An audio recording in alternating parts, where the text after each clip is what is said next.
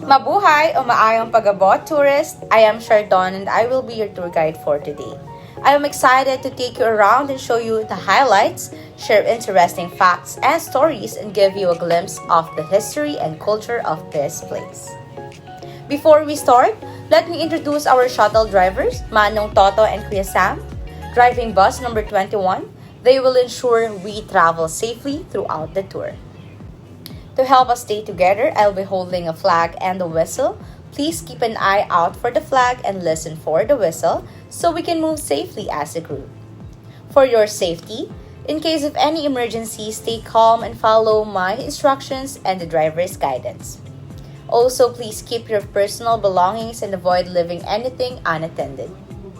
Let's stay together, follow instructions, and enjoy this tour. If you have any questions and concerns during this trip, feel free to ask me anytime. Let's begin.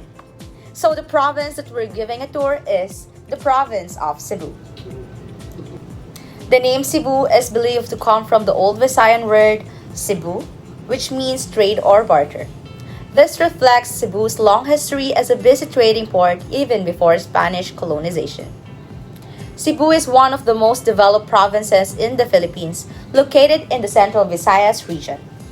Its capital, Cebu City, is known as the Queen City of the South and is a major center for trade, tourism, and culture.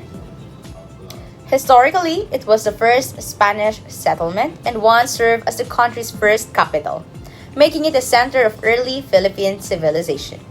Over time, it grew into a major hub for trade, business, and transportation in the Visayas and Mindanao. Today, Cebu City stands out as the leading urban center in the South, known for its strong economy, tourism, education, and rich culture, earning it the title Queen as the most prominent and influential city outside Luzon. Did you know that Cebu is one of the oldest settlements in the Philippines? In 1521, Portuguese explorer Ferdinand Magellan arrived and introduced Christianity, marked by the planting of Magellan's Cross. So now that we all know that, we can move to our first destination. One of our most important landmarks is the Basilica del Santo Niño, the oldest church in the country, which houses the image of the Santo Niño or the Child Jesus, which was given by Ferdinand Magellan to Queen Juana in 1521. This image is considered the oldest religious relic in the Philippines. Every January, thousands of devotees gather here to celebrate the Sinulog Festival, marking the place a center of faith, culture, and history.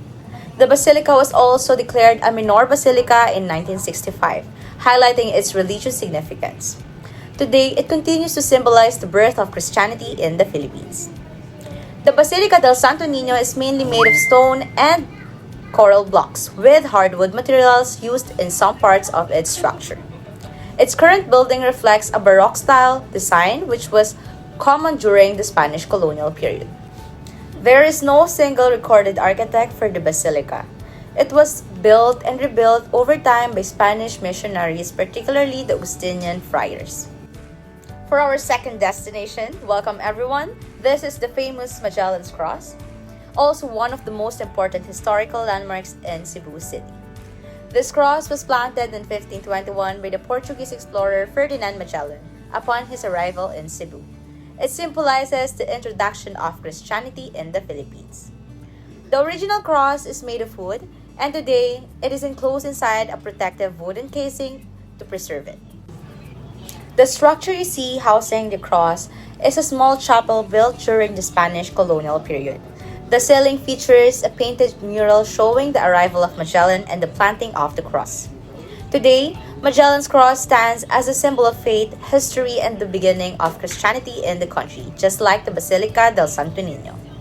According to history, some people used to chip parts of the cross believing it had healing powers, which is why it is now protected. Now for our last destination for this tour, presenting Fort San Pedro, the oldest and smallest fort in the Philippines, located here in Cebu City.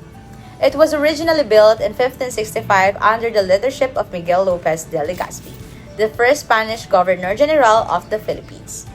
The fort was constructed as a military defense structure to protect Cebu from local uprisings and pirate attacks. Fort San Pedro is made of stone and coral blocks, forming a triangular shape with three bastions. Over these years, it served different purposes from a military stronghold to a prison camp and later a zoo during the American period.